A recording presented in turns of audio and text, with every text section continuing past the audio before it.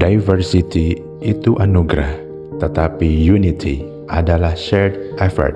Persatuan tidak terjadi dengan sendirinya. Ia lahir ketika kita memilih untuk bersikap harmonis dan bekerja secara kolaboratif. Karena persatuan bukan keadaan, ia adalah tanggung jawab kolektif. What makes Indonesia unique compared to other nations across the globe? And sometimes we said because of our diversity. Yeah. And my questions then, are we the most diverse nation on earth? Can you Google? Sure. Yeah. Let's do Google. Let's do I Google. I haven't done it, but let's try. Most diverse nation on earth. Yeah, Congo, Papua Tanzania, New Guinea, Liberia. Indonesia's not even there. Not even at the top. So, if that's the case, then what's unique about us? If Right, what others makes are us more special? diverse. Right. Okay? Yeah. Let's be objective here. Okay. What's unique about us is actually the unity, not the diversity. Oh, okay. So, diversity is a blessing of God. Yeah. But unity is a reflection of our own effort. Okay? So we should be proud of unity because that's our work. And diversity is the work of God. So we should be proud of the unity instead of diversity, because diversity is like God-given. Da Silva, Paswedan, Yeah. Abigail, that's God-given. Benar. Yeah. But can we work together? That's depend on us. If Yeah. we're able to work together, we should be proud of us. Right. We should be proud of ourselves. Right. Kata-kata bukan hal sepele. Ia membentuk arah, membangun kepercayaan, dan menentukan makna. Disinilah sikap akuntabel diuji. Setiap ucapan harus dapat dipertanggungjawabkan. Dan disinilah makna berorientasi pelayanan hadir. Komunikasi bukan untuk diri sendiri, tetapi untuk kebaikan bersama. Pengorbanan kata saja, Pak Anies. Bukan. Jangan pernah remehkan kata-kata, karena kitab suci pun isinya semuanya kata-kata. Tapi jangan pernah katakan itu sekedar permainan, karena justru dari kata-kata itu kita punya konsekuensi yang berbeda. Misalnya saya beri contoh, ketika kita mengatakan saya akan memimpin kota Jakarta, itu beda sekali dengan saya akan memimpin masyarakat di kota Jakarta. Maknanya lain sekali. Mari kita bedakan antara lawan dan musuh. Lawan itu saling menguatkan, musuh itu saling menghabisi. Lawan badminton adalah teman olahraga.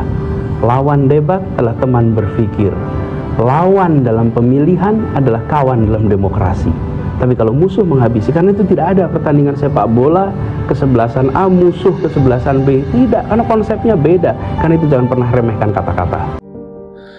Kepemimpinan bukan tentang jabatan, ia tentang kapasitas. Menjadi kompeten berarti terus belajar dan meningkatkan kualitas diri.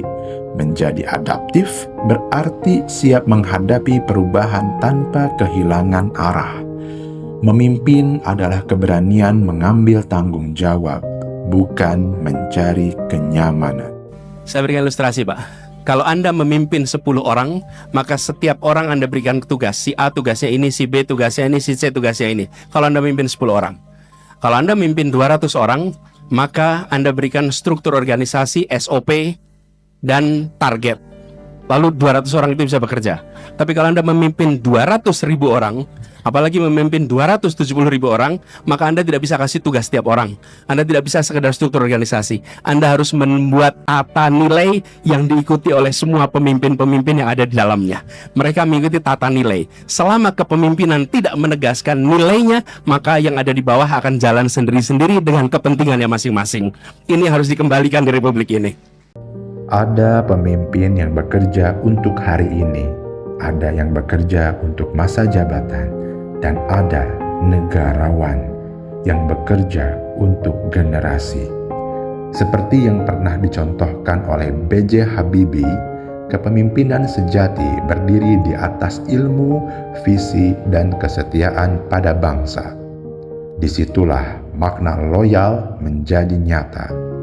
Loyal pada negara, loyal pada konstitusi, dan loyal kepada kepentingan rakyat. Yusuf Habibie.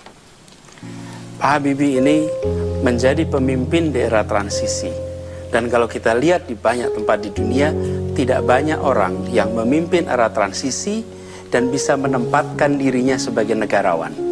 Banyak yang dalam era transisi menyiapkan sistem yang memungkinkan dia berkuasa terus-menerus.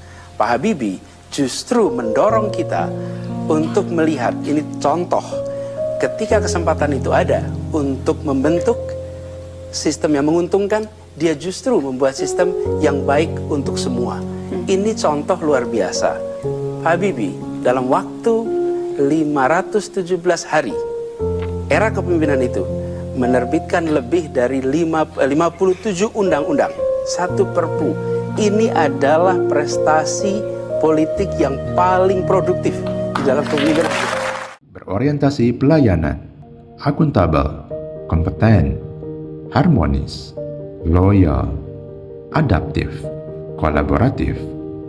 Bukan sekedar kata, tetapi nilai yang harus dihidupkan.